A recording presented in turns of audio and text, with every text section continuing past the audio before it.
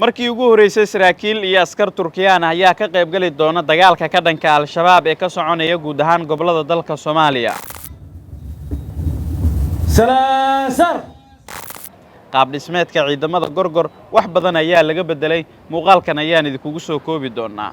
Ciidankii ugu badnaa oo tababar ku qaatay dalka Turkiga oo ku soo wajahan magaalada Muqdisho ee caasimadda Soomaaliya iyo qorshaha cusub ee ay Turkiga ku wajahayso wajiga labaad ee dagaalka ka dhanka al-shabaab ayaan muuqaalkan idinkula wadaagi doonaa. Waxaan Yuusuf Maxamed Axmed haddii aad igu cusubtiin fadlan ku soo biir oo ka mid noqo saaxiibada igu xiran. aan ku bilaabo dawladda Turkiga ayaa kordhisay taageerada military ay siiso Soomaaliya iyadoo oo ciidankii ugu tirada badnaa abid tababar ku siisay gudaha dalka Turkiga dhawaan halkaasi loogu soo gabagabeeyay tababar in dhawaalaba uga soconaya dalkaasi. waxaa la sheegay in markii ugu horeysay saraakiil iyo askar Turkiyaan ay toos uga qayb gali doonaan dagaalka ka dhanka al-shabaab gaar ahaan wajiga labaad ee howlgalkan oo si toos ah lagu wado in gobolada dalka uga bilowdo maalmaha soo aadan.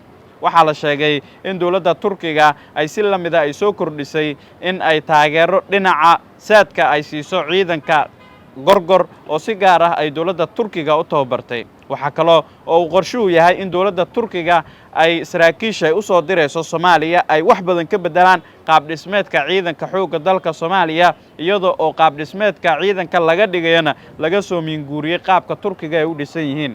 guud ahaan waxay sheegaysaa in la baabi'in doono abaanduule urur oo gabi ahaanba laga baabi'in doono taliska ciidanka xoogga dalka Soomaaliyeed.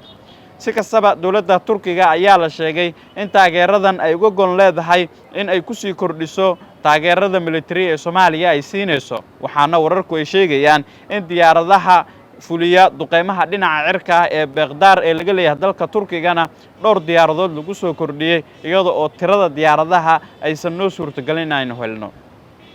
Muqdisho waxa ka soconayso qabanqaabadii ugu dambeysay ee lagu soo dhaweynayo saraakiil iyo ciidamo ka tirsan kuwa Gorgor oo tababar maalmahan ku qaadanaya dalka Turkiga oo dhawaan loo soo gabagabeeyay. waxaana qorshuhu yahay in maalmaha soo aadan marka ay soo gaaraan Muqdisho loo dhaqaaqo wajiga labaad ee howlgalka ka dhanka al-shabaab.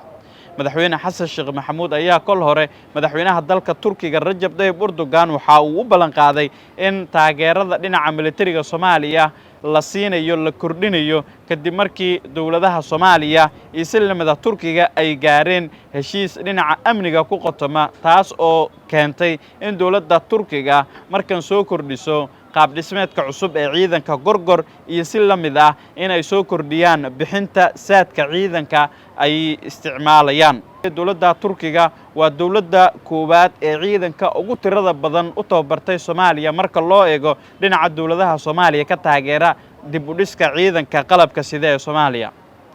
falanqeeyaasha dhinaca ammaanka waxa ay qabaan in wax badan ay ka bedeli karto wajiga labaad ee howlgalkan ku soo biirista saraakiisha iyo askarta Turkida ee howlgallada ka dhanka al-shabaab ee deegaano iyo degmooyin ka tirsan gobolada dalka Soomaaliya oo wali gacanta al-shabaab ay ku dambayso laga fulin doono. madaxweyne Xasan Sheekh Maxamuud ayaa qorshuhu yahay in wajiga labaad ee dagaalkan uu kaga dhawaaqo magaalada Dhuusamareeb ee caasimadda dawlad goboleedka Soomaaliyeed ee Galmudug oo maalmaha soo aadan madaxweynaha uu ku wajahan yahay. ilaa dhamaadka muuqaalkan haddii aad ila soo gaarto waa kaga mahadcelinaya daawade nabadgelyo.